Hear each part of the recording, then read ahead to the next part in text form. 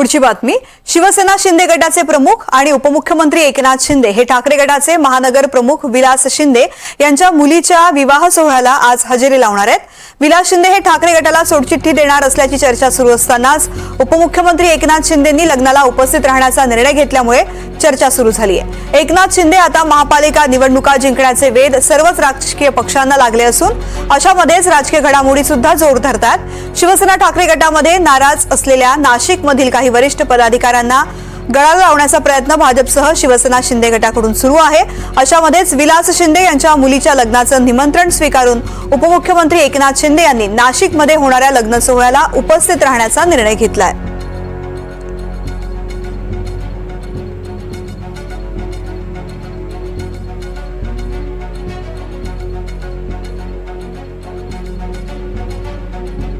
राष्ट्रीय विषय आहे, कोण कोणाच्या लग्नाला येत आहे,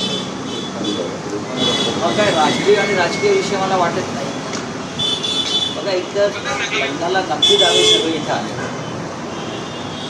मी दौऱ्यावर आहे उत्तर महाराष्ट्राच्या महानगरपालिका संदर्भातल्या आमच्या बैठका आणि मेळावे सुरू असतात।